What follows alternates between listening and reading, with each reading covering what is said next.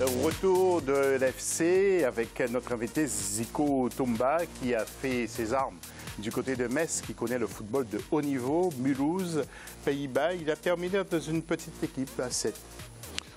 Une petite équipe, non, c'était en national et puis on est quand même monté en Ligue 2 l'année d'après. Bon, Noureddine, vous avez fini votre carrière dans quelle équipe? Ça remonte à longtemps. Ça remonte à longtemps, bon, mais je ne vais pas vous embêter tellement là-dessus. Hein. Et la question de l'FC, la sélection de la Côte d'Ivoire est-elle en péril? Vous continuez à nous appeler, à intervenir sur nos réseaux sociaux, surtout, et bien entendu Facebook et puis le hashtag pour le Twitter. C'est Africa24. Monsieur Ahmad Hamad, nouveau président de la CAF, veut changer les choses. C'est le dossier de l'FC.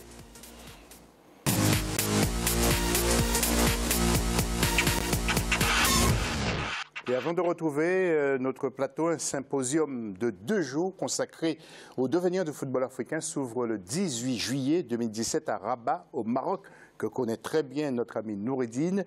Au menu, il sera entre autres question de débattre sur la périodicité de la phase finale de la Coupe d'Afrique des Nations seniors et les conditions de son organisation. Mais il y aura encore d'autres sujets. Regardons d'abord ce document de Marcel Farba, Maroun, et après on va commenter. Le 8 mai 2017, à l'issue de la réunion du comité exécutif de la CAF, Confédération africaine de football, s'étant tenue à Manama, au Bahreïn, l'annonce d'une organisation d'un symposium avait été faite. Ainsi, depuis ce 18 juin 2017 et ce jusqu'au 19 juillet 2017, les sujets relatifs à la périodicité de la phase finale de la Coupe d'Afrique des Nations seniors et les conditions de son organisation sont débattus à Rabat, au Maroc.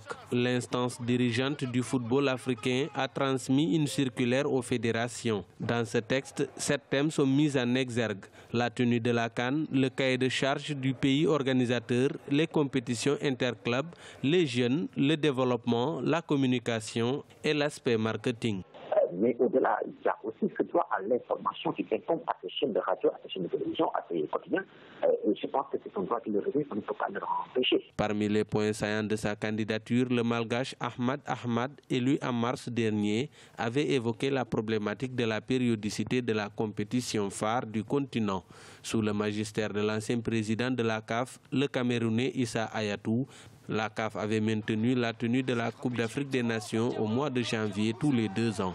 À défaut, ça va être tout le temps comme ça, des gens vont aller au classe, certains vont venir, d'autres ne vont pas venir, il y aura certains qui vont quand même enregistrer des blessures diplomatiques pour ne pas venir. Ce symposium sera suivi d'une réunion du comité exécutif de la CAF et d'une assemblée générale extraordinaire, déjà convoquée pour le 21 juillet 2017, toujours à... Voilà. Bien entendu, c'est un dossier que nous allons suivre de près. Mais vous avez l'impression, messieurs, Noureddine d'abord, que M. Ahmad Hamad veut tourner le dos carrément à la politique de M. Issa Hayatou?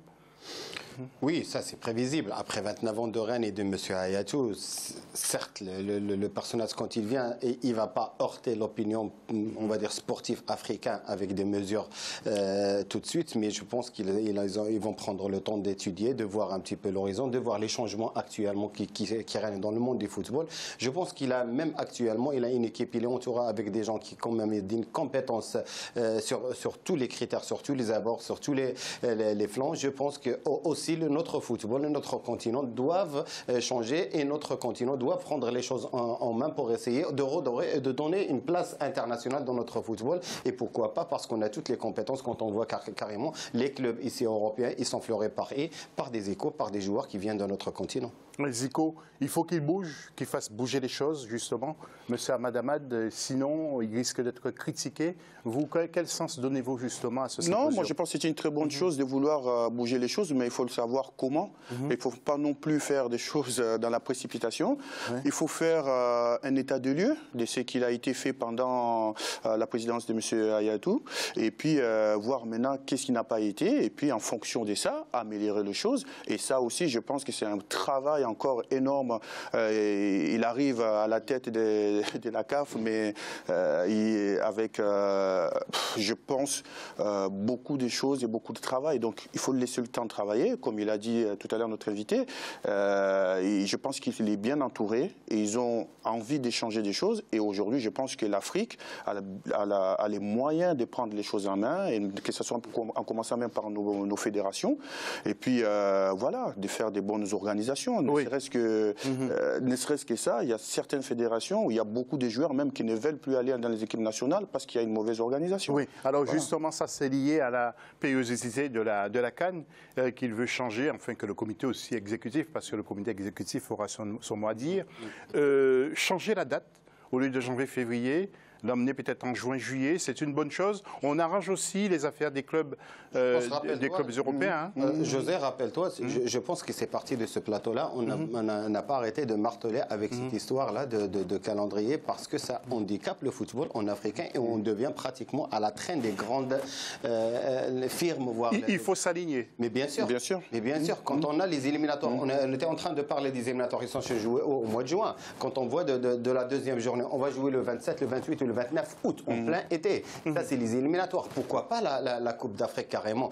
Et c'est juste s'adapter par rapport au climat des pays et avec des horaires, même si on joue nocturne, on est en été, on est en train de faire la fête, même si on joue le deuxième match à 22h. Même la Coupe des Confédérations. Exactement, même les clubs. Alors, il y a plusieurs thèmes qui seront abordés, outre la Coupe d'Afrique des Nations, pour laquelle nous sommes pour un changement. Il y a la Coupe d'Afrique des Nations, le cahier des charges du pays organisateur qu'il faut revoir également.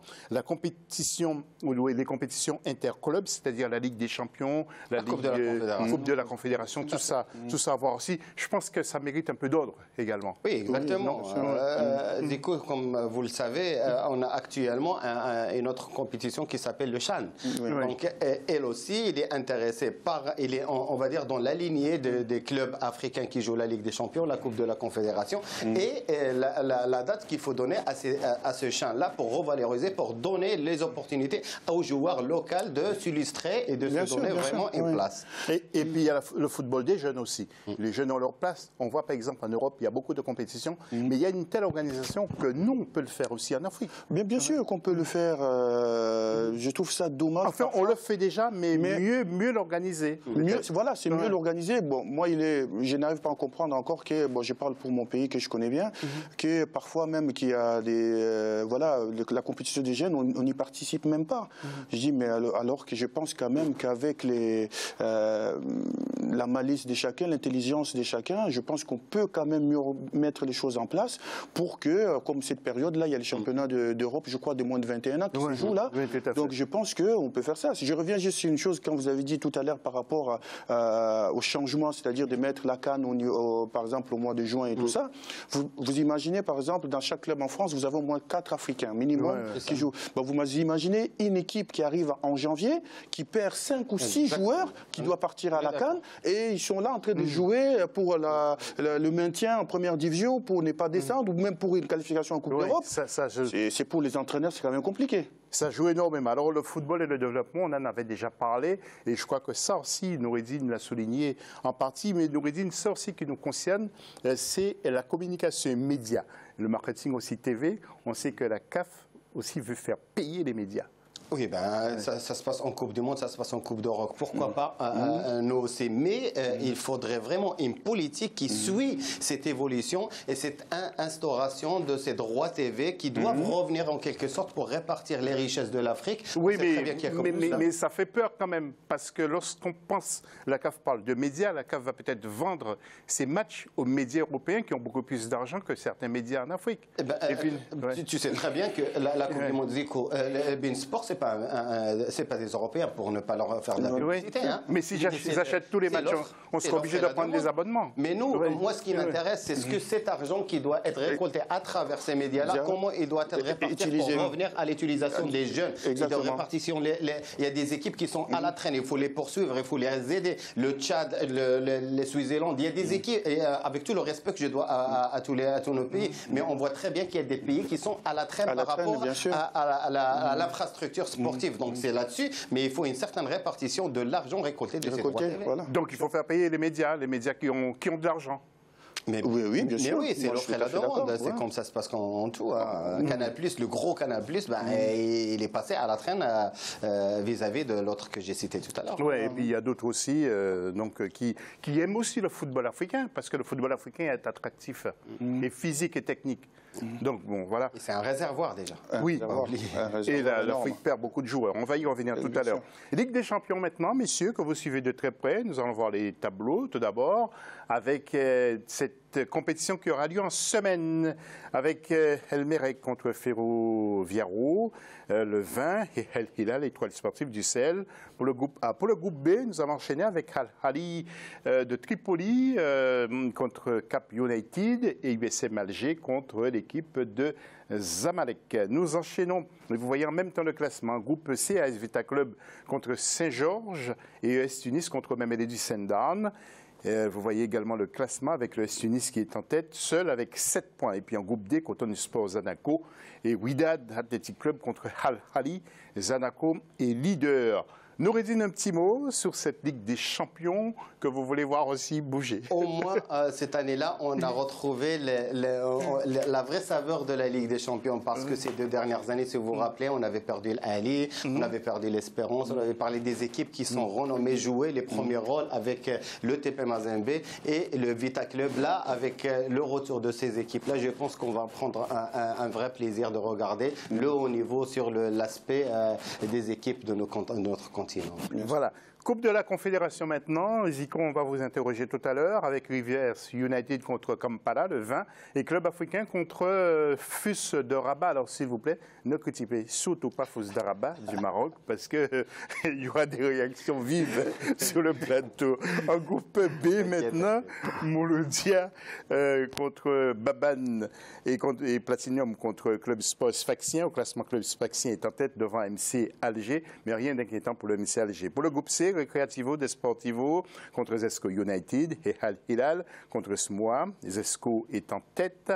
Et pour le groupe D maintenant, Roya CF Mounana et Super Sport United contre le TP Mazembe. Le TP Mazembe et Super Sport qui sont en tête. Alors, sur cette Coupe de la Confédération, est-ce que ça vous arrive de suivre cette Coupe de club comme la Ligue des Champions et la Coupe Europa? Ça m'arrive. Bon, il faut dire que étant que Congolais, bien sûr, je suis beaucoup plus le club AS Vita Club et puis le TP Mazembe. Ce sont 2 clubs où mon papa a joué. Et donc, voilà, mais je pense que le retour de ces grands clubs avec l'Espérance, tout ça, là, ça va vraiment amener encore un peu plus de la compétition. Je veux vous rendre tout petit peu amer. Vous allez voir sur ces images les clubs qui sont en danger en Ligue des Champions. AS Vita Club, on va voir. Oui. Et Cotonou Sport, justement. Même si vous avez des rêves, j'espère bien que ces rêves vont aboutir, mais peut-être pas pour cette saison. Tiens, les images quand vous voulez. Et puis pour la Coupe de la Confédération, il y a CF Mounana. Tiens, vous voyez, AS Vita Club et Cotonou Sport, ça ne va pas très bien. Et puis la Coupe de la Confédération, CF Mounana. Votre père a joué dans les 2 équipes? Oui, mon papa, il a joué au TP Mazembe et puis à l'AS Vita Club. C'est pas à côté. Non, c'est pas à côté. Lubumbashi et Kinshasa, oui, mais c'est vrai que... Il faut prendre l'avion pour aller dans les 2 villes. Hein. Ah oui, c'est loin. Oui, mais c'est loin, c'est pas à côté. Je pense qu'on est à 2h30 de vol ou quelque chose comme ça. Donc voilà. Mais bon, je pense quand même que ce sont des clubs avec un peu plus du professionnalisme, parce qu'il y en a beaucoup plus du côté des TP Mazembe, où M. Moïse Katumbi qui a mis les moyens, où les joueurs vraiment s'entraînent dans les bonnes conditions. Je pense qu'il y a quand même quelque chose à faire. J'espère bien que le championnat congolais va se professionnaliser, comme dans d'autres pays aussi, parce que je pense quand même qu'il y a quand même énormément de talent. Et malheureusement, comme c'est le talent brut, il manque du fond. Il manque aussi de moyens. Parce que même des personnes comme vous auraient pu aller aider. Mais quand vous avez été professionnel, vous n'allez pas venir pour les beaux yeux des gens. Non. Il faut aussi que vous gagnez un peu d'argent. il faut que vous viviez, non? Non, mais franchement, vous savez, moi, j'ai commencé à jouer au foot à l'âge de 12 ans quand je suis arrivé en France. Je n'avais jamais joué au foot dans mon pays. Je ne suis pas venu en France pour le foot. C'est arrivé ce qui est arrivé avec le travail.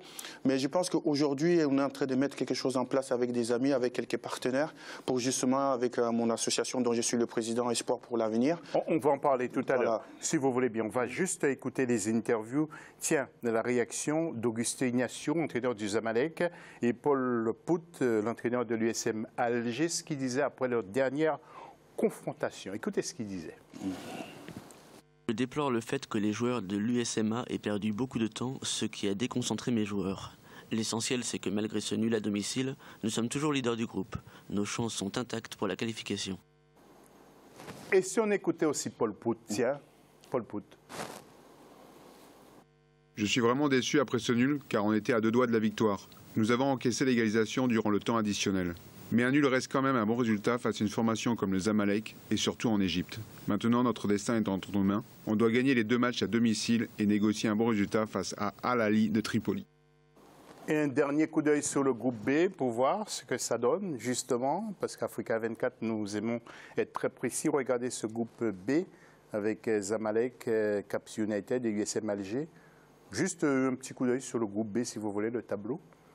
Visiblement, on ne l'aura pas. Non, ils ne veulent pas. Non, ils ne veulent pas. Il fait très chaud, il fait très chaud. Il ne va rien m'envoyer. On n'est pas habitué à la chaleur. Soir. Je ne sais pas pourquoi, il y a un des techniciens qui me fait la gueule. Je ne sais pas.